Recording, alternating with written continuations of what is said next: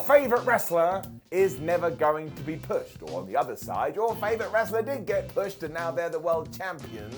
This is basically the emotion we put into professional wrestling when we do start watching. You never know how it's going to work out. This is why you should always remember that sports entertainment is the most important of the non-important things. And hello, my name is Simon from What Culture. Thank you very much for joining me as always. And this is 10 wrestlers WWE definitely should have pushed more.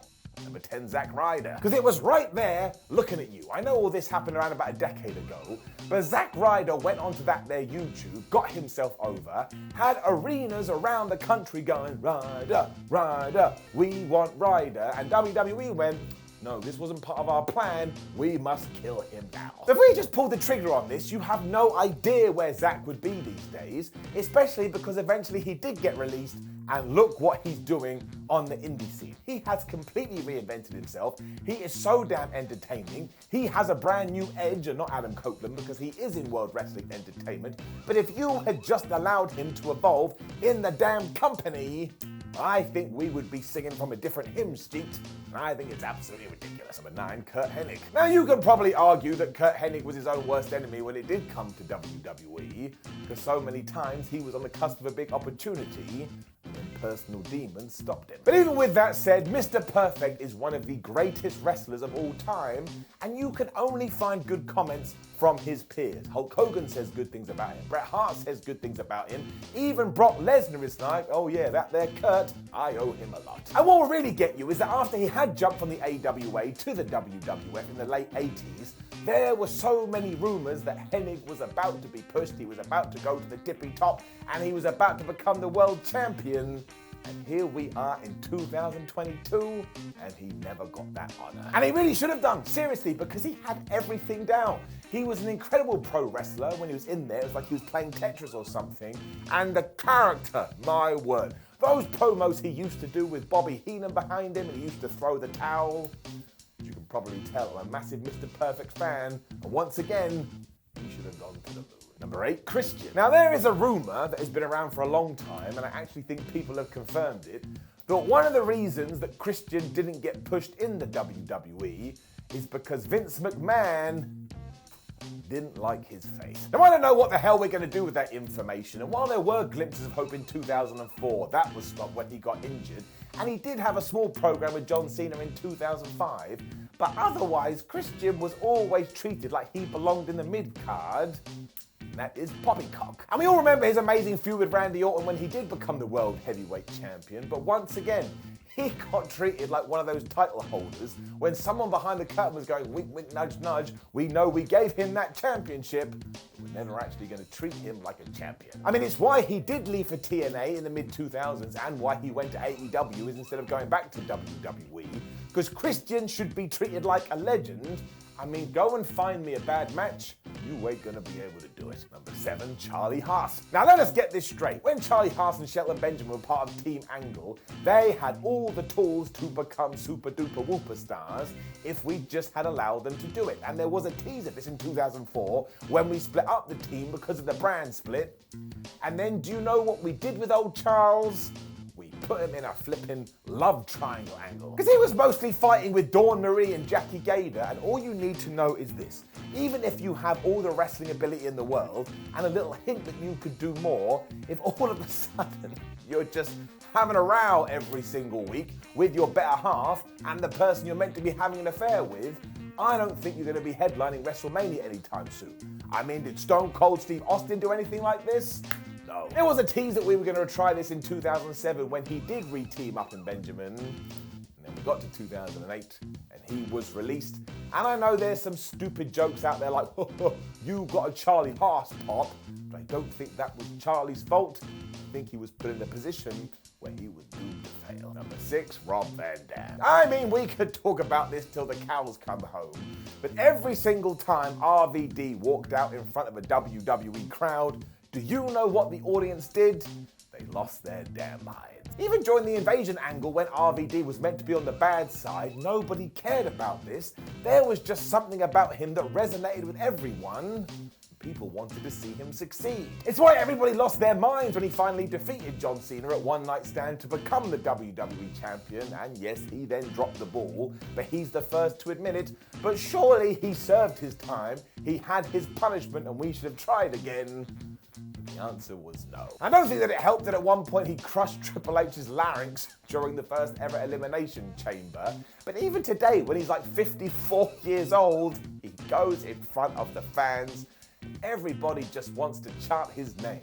Rob Van Dam had something, and I don't think WWE ever capitalized on it. Number 5, Shelton Benjamin. So we did hint at this a few entries ago, but I am going to say something that Jim Ross used to say all the time. One of the most pure athletes ever in all of professional wrestling was Shelton Benjamin. Now, I'm not saying that Shelton was The Rock or anything like that, but this idea that he couldn't cut a promo wasn't true at all. He was just less bombastic and energetic, and he had this more down-to-earth quality. And if we had just harnessed that and wrapped it up in a nice little package and presented it in that fashion, I think today he would be a former world champion. Instead, we did stupid stuff like call him the gold standard and dye his hair blonde. I don't want to go back to that Stone Cold Steve Austin analogy, but it was only after he shaved his head when he climbed to the top. There's probably something in that. So if we do just break it down to its core, it comes down to one simple fact. The WWE brass never saw main event potential in Shelton Benjamin, and I think that was a mistake. Number 4, Dolph Ziggler. Now, it is fair to say that Dolph Ziggler is a multiple-time world champion because he is, but could we have done more with this man?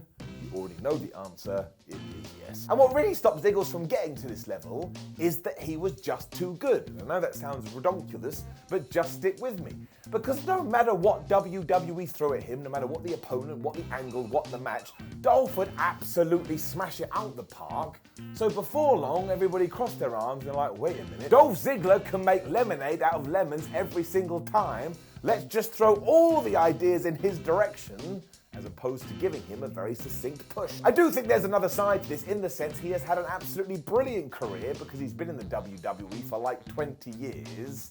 But really, he should have reached the same levels as Shawn Michaels, and he could have done, but somebody said no. Number 3, Ernie Land. The American football star turned professional wrestler was an absolutely mega heel in the 1970s because not only could he work in the ring, but if you gave him a microphone, he was able to piss everybody off. He was also responsible for so many of the ideas that we still use today as a bad guy. For example, when he was getting his ass whipped, he would just go, nope, I want to do this, and he would leave.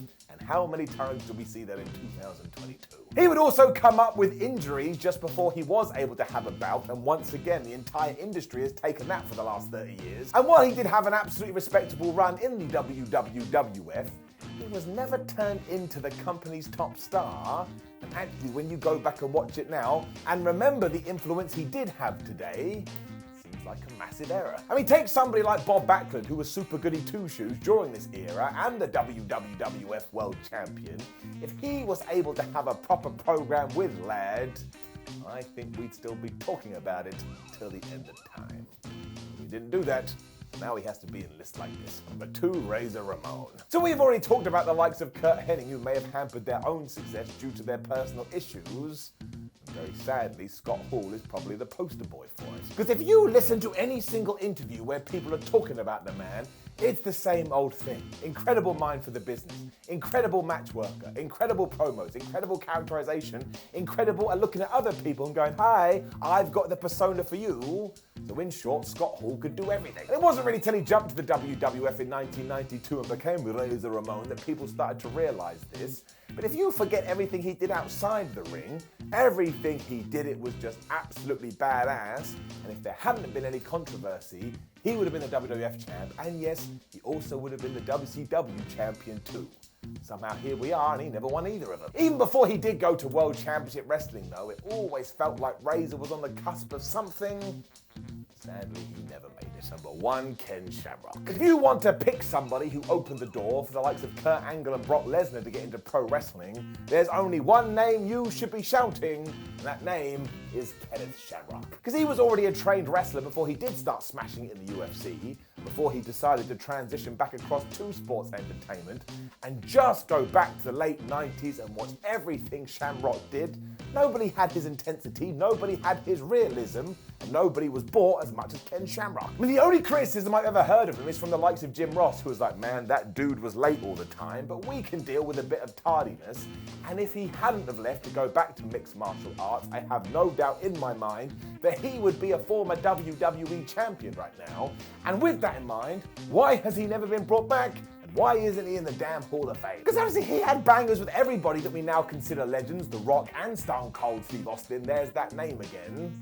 As you can probably tell, I am a big advocate for Ken, and he deserves so much more, so let's make it happen now. Know of any other WWE wrestlers that should have received a bigger push? Make sure you let us know in the comments below, and don't forget to like the video, share the video, and subscribe. Then head over to whatculture.com where you can read articles like this with your eyes. Come follow us on social media, and I promise you, we have a literal ton of other videos.